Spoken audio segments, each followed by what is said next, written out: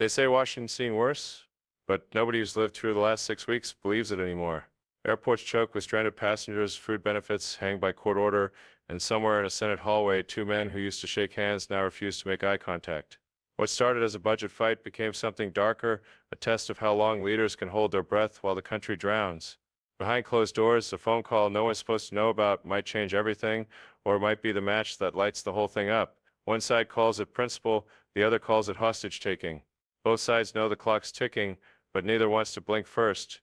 This is the story of the 48 hours that either saved the Republic or proved it was already too late. Senator Patricia Vance learned about the flight cancellations the same way everyone else did on her phone while standing in line for coffee she didn't really want. The notification lit up her screen just as the barista called her name, and she stood there frozen, watching the numbers climb. 1,200 flights, 1,500. The FAA wasn't just trimming schedules anymore, they were carving bone. She'd known this was coming, of course. Everyone had. You can't run air traffic control on thoughts and prayers when controllers aren't getting paychecks, when they're calling in sick not because they're lazy, but because they've got kids who need groceries and landlords who don't take IOUs. But knowing it's coming and watching it happen are two different animals, and Vance felt the weight of both as she picked up her coffee and walked out into the November cold. Her phone buzzed again before she reached the corner. This time it wasn't a news alert. It was a text from an unlisted number, 7 words that stopped her mid-stride. "We need to talk tonight. Alone." No signature, no context, but she didn't need either. She'd been in this business long enough to recognize the shape of desperation when it came dressed in vague pronouns. Whoever sent this wasn't reaching out for a friendly chat. They were drowning and looking for a hand, or maybe they were the ones holding someone else's head underwater. Either way, Vance knew what happens when you ignore messages like this. You wake up the next morning and find out the decision got made without you, and by then it's too late to do anything but watch the fallout rain down. She deleted the text and kept walking, but her mind was already 3 moves ahead, playing out scenarios she didn't want to consider but couldn't afford to ignore. The Senate floor felt like a mausoleum that afternoon. Half the seats sat empty, not because members were busy, but because there wasn't any point in showing up when no one was voting on anything that mattered. The majority leader had gavelled in and out in under 90 seconds, a procedural formality that fooled exactly nobody. Vance watched from the back row, studying the body language of the few senators who'd bothered to appear. Some checked their phones, barely pretending to care. Others stared straight ahead with the 1,000-yard stare of soldiers who'd seen too many battles and couldn't remember anymore what they were fighting for. She'd sat in rooms like this before, back when she was younger, and still believed that good faith and hard work could move mountains. Now she knew better. Mountains didn't move. They just stood there, indifferent and immovable, while people broke themselves trying to prove otherwise. She thought about the shutdown in snapshots, the way trauma gets filed away in fragments instead of coherent narratives. There was the image of federal workers lined up at food banks, people with college degrees and security clearances waiting for canned goods like it was the Depression. There was the father she'd met at a town hall last week, a TSA agent who'd worked every shift they'd given him and still couldn't make rent because the paycheck never came. There was the staffer in her office, 23 years old, fresh out of grad school, full of hope and idealism, who'd cried in the bathroom yesterday because her student loan payment bounced, and she didn't know how to explain to her parents that working for the Senate didn't mean you could pay your bills. Vance had written checks before, quiet transactions that never showed up in campaign finance reports because some things you just do when you've got the means and someone else doesn't. But you can't write checks for 2 million people, and the weight of that arithmetic pressed down on her shoulders like a physical thing. The text haunted her through the rest of the day. She tried to focus on committee prep, on constituent emails, on the 17 different versions of compromised bills her staff had drafted and redrafted until the words lost meaning, but her mind kept circling back to those 7 words and what they implied. Someone wanted to deal, someone with enough access to her personal number, which meant someone inside the machinery, someone who knew how the gears turned. That narrowed the field considerably, but not enough. Could be majority, could be White House, could be some deputy chief of staff playing games above their pay grade, trying to make a name for themselves before the whole thing collapsed. Vance had watched that movie before, seen young operatives crash and burn because they thought being clever was the same as being smart. The wreckage was never pretty. She left the Capitol around 7, walking instead of taking the car because she needed the cold air to clear her head. The streets were quieter than usual for a Thursday night. Fewer staffers spilling out of bars, fewer interns huddled over their phones on corners. The shutdown had thinned the herd, sent people home to districts and states where at least they could do town halls and pretend they were accomplishing something. Vance envied them. In a way, there was a certain freedom in irrelevance, in knowing you weren't the one who had to fix this because nobody expected you to try. But she'd never been good at sitting on the sidelines, never learned how to watch things burn without reaching for a bucket. Her mother used to say it would get her killed one day, that instinct to rush toward fires instead of away from them. Turned out Mom was only half wrong. It hadn't killed her, it had just made her old before her time, worn down by years of trying to save things that maybe didn't want to be saved. The bar was 3 blocks from her apartment, a place that used to be where staffers went to network and now mostly served lonely drinkers who didn't feel like going home. She'd been there twice in 6 years, both times for wakes, and walking through the door felt like stepping into someone else's memory. The text had included an address, but no name, and she scanned the room looking for someone who looked like they were waiting. She found him at a corner booth, hunched over a drink he hadn't touched, checking his phone every 30 seconds like he was expecting bad news. She recognized him immediately, Robert Chen, Deputy Chief of Staff to the Majority Leader, a man whose job description was basically prevent disasters, and who right now looked like he was starring in one. He saw her coming and straightened up, the professional mask sliding into place, but not before she caught the flash of relief in his eyes. "Senator, thanks for coming." His voice was steady, but his hands weren't, fingers drumming against the table in a rhythm that had nothing to do with the music playing overhead. Vance slid into the booth across from him and didn't bother with pleasantries. "You've got 5 minutes to tell me why I'm here instead of home watching this train wreck from the comfort of my couch." Chen smiled, but it didn't reach his eyes. "Because you're one of 3 people in this town who might actually give a damn about fixing it, and the other 2 aren't taking my calls." What he laid out over the next 20 minutes was equal parts salvation and suicide. A framework, he called it, though Vance would have called it a Hail Mary wrapped in wishful thinking. The core was simple enough: pair short-term spending authorization with a bipartisan commission on long-term fiscal reform, kick the real fight down the road 6 months, and give everyone just enough cover to claim victory without actually having to admit defeat. It wasn't elegant, and it sure wasn't principled, but it had the one quality that mattered most right now: it might actually work. The catch, because there's always a catch, was that it needed a messenger. Someone from the other side, someone with credibility on fiscal issues, but also a reputation for working across the aisle. Someone, Chen said, with the kind of careful precision that made it clear this wasn't a suggestion, exactly like Patricia Vance. She'd known this was coming the second she sat down, but hearing it out loud still felt like taking a punch. "You want me to be the face of this?" It wasn't a question. Chen nodded. "We need someone they'll trust. Someone who can sell it to the conference without looking like they're selling out. That's you." Vance laughed, sharp and bitter. "You have a very generous definition of trust." Chen leaned forward, and for the first time since she'd sat down, she saw past the operative and caught a glimpse of something more human underneath. "Look, I get it. This is a garbage deal and we both know it. But it's the only deal that gets 2 million people their paychecks next week, and if we don't do something, this drags into December, and then everyone's talking about Christmas without presents instead of policy without principles. You want that on your conscience?" The question hung in the air between them, heavy and inescapable. Vance thought about the TSA agent, about her crying staffer, about every constituent email that started with "I don't know who else to ask" and ended with "please help." She thought about her mother's warning, about fires and buckets, and the difference between bravery and stupidity. And she thought about what happens to countries when the people who are supposed to lead them decide that being right is more important than being effective. History was littered with principled corpses, politicians who had stood firm on moral high ground while everything around them crumbled to dust. She'd always admired them in theory. She was significantly less enthusiastic about joining their ranks. "If I do this," she said slowly, each word a stone dropping into deep water, "and it falls apart, I'm done. You understand that? Not just politically done. Done. No comeback, no redemption arc, just a cautionary tale they tell young staffers about what happens when you trust the wrong people." Chen didn't flinch. "I understand. But if you don't do it, and this drags on another month, you're done anyway." We all are. "The only question is whether we go out trying or we go out hiding." It was a hell of a pitch, Vance had to admit, not because it was good, but because it was true. She'd been in politics long enough to know that sometimes there are no good options, just varying degrees of bad, and your job is to pick the least catastrophic option and pray you can live with the consequences. She'd made that calculation before, on votes that kept her up at night, on compromises that tasted like ash. This felt different, though. This wasn't about policy or politics. This was about whether the machinery of government could function at all, whether there was still enough institutional muscle memory to pull back from the edge before everyone went over.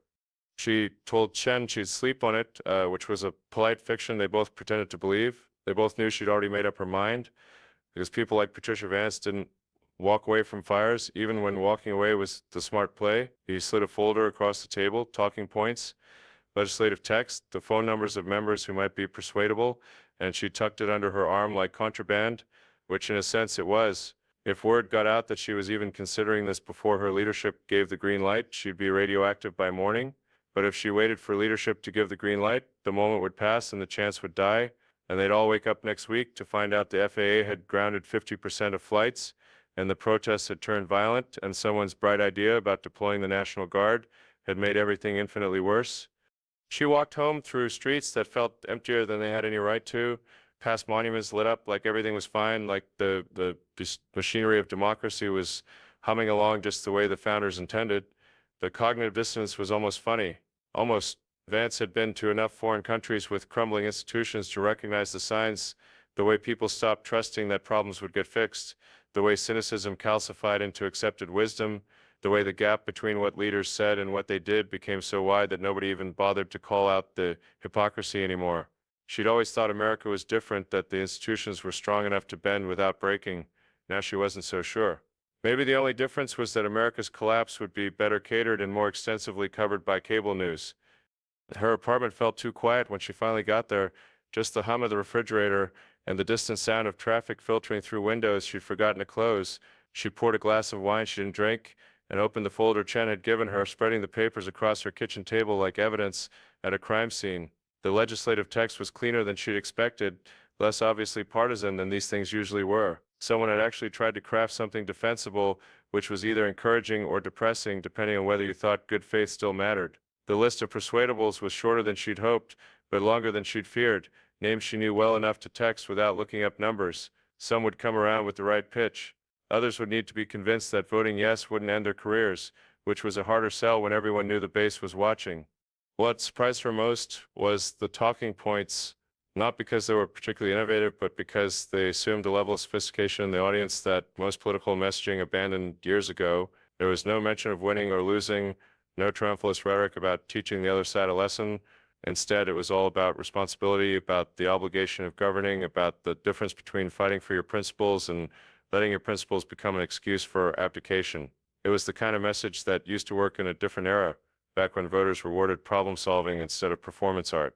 Vance wasn't sure that era still existed, but she appreciated the effort to pretend it might.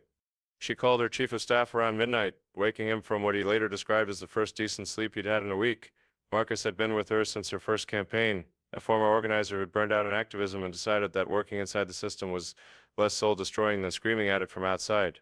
He was also the only person whose judgment she trusted completely, which was why she needed to hear him tell her this was either brilliant or insane before she committed to anything. She laid out the whole thing, Chen's pitch, the framework, the risk, and waited for him to talk her out of it. Instead, he was quiet for a long time, the kind of silence that meant he was actually thinking instead of just waiting for his turn to talk. When he finally spoke, his voice was careful. If you do this, you need to be prepared for them to cut you loose the second it gets messy. Leadership's not going to back you if the conference revolts. I know. And the other side's going to crucify you for even talking to Chen. They'll say you sold out, that you caved, that you're just another rhino who cares more about cocktail parties than conservative principles. I know. Marcus sighed, and she could picture him sitting in his kitchen, running his hands through hair he'd stopped trying to style weeks ago. Okay? Then here's what I think. You're probably going to lose your seat over this. Might not be next cycle, might not even be the one after that, but eventually someone's going to primary you, and they're going to run on the fact that you were the senator who broke ranks when it mattered most. And you'll lose, because this is how it works now. But you know what? 2 million people will get their paychecks next week, and air traffic control won't collapse, and maybe we buy enough time to figure out something better. So if you're asking me whether it's worth it, I can't answer that. Only you can. She stayed up until 3, writing and rewriting the speech she'd have to give if this went forward. It needed to thread an impossible needle. Sound tough enough that her own party didn't think she'd gone soft. Sound reasonable enough that the other side didn't think she was playing games. Sound principled enough that voters didn't think she'd abandoned everything she claimed to believe. Most importantly, it needed to sound like she actually believed what she was saying, which was harder than it used to be after years of watching people say things they obviously didn't mean. Vance had always prided herself on authenticity, on being the kind of politician who said what she thought instead of what polling told her people wanted to hear. But authenticity was a luxury you could only afford when the stakes were low, and right now the stakes were the highest they'd been in her lifetime. She thought about calling her daughter, who was in graduate school studying environmental policy and who stopped answering her calls about 6 months into the shutdown because it's too depressing, Mom, and I can't fix it from here anyway. She thought about calling her ex-husband, who'd warned her years ago that this job would consume everything she was until there was nothing left but the title and the bitterness. She thought about calling the priest at the church she attended roughly twice a year, the one who gave sermons about moral courage and loving your enemies that sounded great in theory, but fell apart the second you tried to apply them to actual governance. Instead, she finished her speech, sent it to Marcus with instructions to tear it apart, and fell asleep on the couch, still wearing her clothes from the day before. Morning came too fast and too bright, sunlight streaming through windows. She'd definitely forgotten to close. Her phone was already buzzing by the time she forced her eyes open. Texts from staffers, missed calls from reporters, a cryptic email from Chen that just said status. She ignored all of it and went for a run 6 miles through neighborhoods that were just starting to wake up, past coffee shops opening their doors, and parents walking kids to school like everything was normal. Maybe for them it was. Maybe most people had already tuned out the shutdown, written it off as just another chapter in the endless soap opera of Washington dysfunction. Or maybe they were paying more attention than anyone realized, storing up grievances and resentments that would come due eventually in elections or protests or ways nobody had thought to predict yet. By the time she got back to her apartment, she'd made her decision, not because she thought it was right, exactly, but because she couldn't live with the alternative. She showered, dressed in the kind of outfit that said serious but not intimidating, and called Chen. But I need three things. First, I need a guarantee that majority leadership is actually behind this and not just using me as a trial balloon they can disavow if it blows up. Second, I need at least 5 members from the other conference willing to go public with support before I stick my neck out. And third, I need someone to explain to me how we make sure this doesn't just become another Band-Aid that buys us 6 weeks before we're right back here doing the same dance. Chen didn't hesitate. Leadership's on board, but they need you to move first because they can't be seen initiating. It's procedural politics. You know how it works. She did, and she hated it, but that was the game. We've got 7 members ready to co-sponsor if you lead, and as for making it stick, that's what the commission's for. It's not perfect, but it's better than nothing. Better than nothing. That could be the motto for this whole miserable chapter of American history. Vance closed her eyes and tried to remember when better than nothing became the aspiration instead of the floor. Okay, I'll need 48 hours to line up my own people and make sure I'm not walking into a circular firing squad. If this is happening, it's happening next week. After that, the momentum dies and we're all just rearranging deck chairs. She spent the next 2 days in back-to-back meetings that felt more like hostage negotiations than coalition building. Some of her colleagues were supportive, quietly grateful that someone was willing to take the heat for doing what everyone knew needed to be done, but nobody wanted to be first to suggest. Others were less enthusiastic, worried about primary challenges, and talk radio hosts and the kind of base voters who saw compromise as a 4-letter word. A few were openly hostile, accusing her of betrayal before she'd even finished explaining the framework. One senator, a guy who'd been in office less than 2 years and still thought grandstanding was the same as governing, literally walked out mid-sentence, muttering something about rhinos and swamps that would have been funny if it wasn't so predictable. The hardest conversation was with her mentor, the senator who recruited her to run in the first place and who'd guided her through the minefield of Senate politics when she first arrived. He listened to her pitch without interrupting, his face giving nothing away, and when she finished, he was quiet for a long time. Finally, he said, "You know they're going to destroy you for this." It wasn't a question. She nodded. "I know." He studied her, and she saw something in his eyes that might have been respect or might have been pity. Then I guess the only question is whether you can live with yourself if you don't. She didn't have an answer for that, which was probably answer enough. The night before the announcement, she couldn't sleep. She lay in bed, staring at the ceiling, running through every possible way this could go wrong. Leadership could pull support the last second. The co-sponsors could get cold feet. The base could revolt so hard that even members who agreed in private wouldn't dare vote yes in public. The other side could decide that accepting any deal was worse than letting the shutdown drag on until the political damage was unrecoverable. Or maybe, and this was the scenario that scared her most, maybe it would work, and 6 months from now they'd be right back here because nobody had actually learned anything, because the only lesson anyone took from this was that if you hold out long enough, eventually someone will crack. She got up around 4 and made coffee she didn't want, standing at her kitchen window watching the city wake up. Somewhere out there, federal workers were getting ready for another day without paychecks. Somewhere, parents were explaining to their kids why they couldn't afford groceries this week. Somewhere, controllers were showing up to work knowing they were holding the aviation system together with duct tape and willpower. And somewhere, in offices all over this city, politicians were making calculations about whether doing the right thing was worth the risk to their careers. Vance had made her calculation. Now came the hard part, living with it. The press conference was scheduled for 10, which gave her just enough time to second-guess every decision that had led to this moment. Chen had arranged for the co-sponsors to appear with her, a show of bipartisan unity that would photograph well and might actually convince a few skeptics that this was serious. She'd practiced the speech enough times that she could recite it in her sleep, but standing at the podium looking out at reporters who'd covered enough failed negotiations to be professionally cynical, she suddenly wasn't sure any of it mattered. Words were cheap, and everyone in this room knew it. The only thing that mattered was whether she could get this across the finish line, and that depended on factors completely outside her control.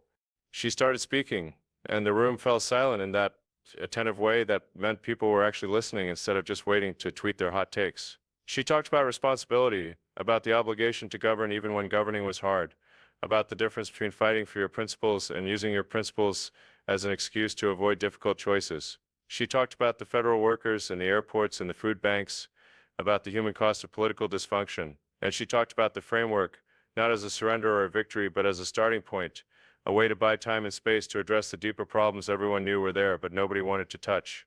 When she finished, the questions came fast and skeptical. Was this just kicking the can down the road? How could she guarantee the commission would actually accomplish anything? Wasn't she basically rewarding the other side for holding the government hostage? She answered each one as honestly as she could, which meant admitting uncertainty where certainty would have played better.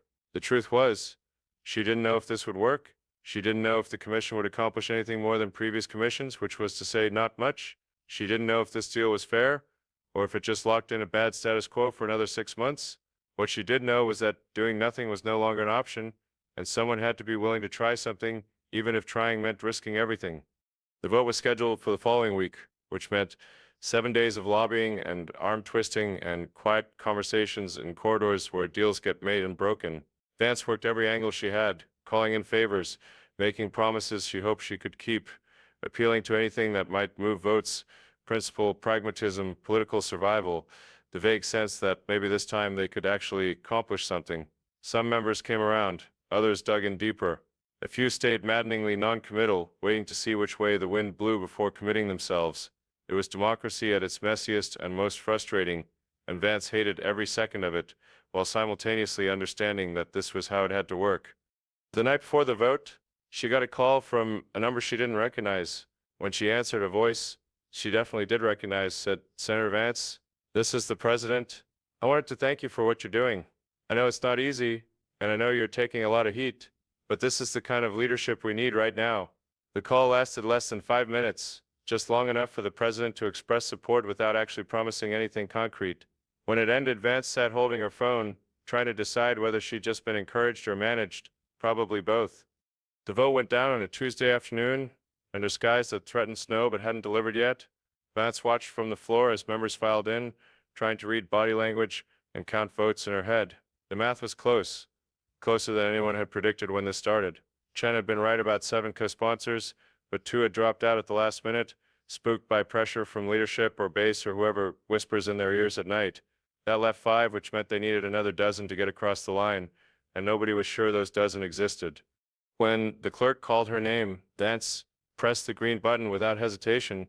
Around her, other votes registered, some green, more red than she'd hoped.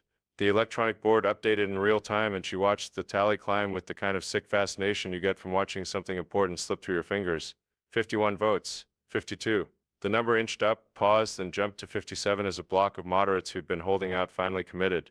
She needed 60 to break a filibuster, and with 10 seconds left on the clock, the board showed 59. Then something happened that Vance would replay in her mind for years afterward.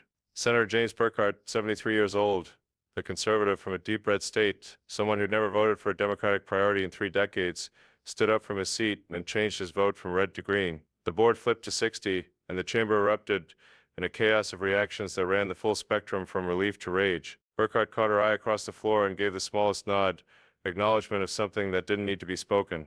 He just ended his career to save the country from itself, and they both knew it. Vance nodded back, a gesture of respect between soldiers who'd survived the same war even if they'd fought on different sides. The aftermath was messy in ways that made the vote itself look clean. Half the conference refused to speak to her for a week. Cable news ran segments questioning whether she'd sold out or saved the day, usually depending on which network you watched. Her office got death threats and marriage proposals in roughly equal measure, neither of which she took particularly seriously. What mattered was that federal workers started getting paychecks again, that the FAA lifted flight restrictions, that the machinery of government lurched back into motion even if it was grinding gears the whole way. 3 months later, Vance sat in her office late on a Friday night reading the preliminary report from the Fiscal Commission. It was better than she'd expected and worse than she'd hoped, full of reasonable recommendations that would probably get ignored because reasonable doesn't win elections anymore. She thought about Burkhardt, who had announced his retirement 2 weeks after the vote and gone back to his farm without ever explaining publicly why he'd done what he did.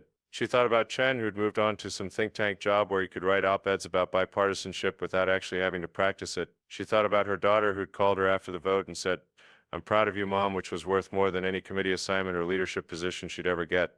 The question people kept asking was whether it had been worth it, whether saving the government for 6 months was worth the cost to her reputation, her relationships, her political future. Vance didn't have a good answer for that. Maybe in 10 years, when historians wrote about this period, they'd have perspective she couldn't access from the middle of it. Maybe they'd say she did the right thing. Maybe they'd say she was a fool who got played by smarter operators. Maybe they'd say both things were true at the same time. What she knew sitting in her office with the city lights spreading out below her was that she'd sleep better tonight than she had in months. Not because she thought she'd fixed anything permanent, but because she'd tried, because when the choice was between doing something imperfect or doing nothing at all, she'd picked the option that let her look at herself in the mirror. That had to count for something even if the only person keeping score was her. Outside, Washington kept moving, oblivious and eternal. Staffers hurried home to families or happy hours. Lobbyists finalized pitches for Monday meetings. Somewhere in some office, someone was already planning the next crisis, the next standoff, the next test of whether this whole experiment in self-governance could survive its own worst impulses. Vance turned off her desk lamp and headed for the door, leaving the commission report on her desk for Monday. She'd done what she could. The rest was up to people who'd come after her. In the future, she'd help buy with a vote that cost her everything she'd built and gave her back something she didn't have a name for yet. The Republic would survive or it wouldn't. Democracy would bend or it would break. But tonight, at least, it was still standing, and that, Patricia Vance decided, as she locked her office door and headed home, was enough.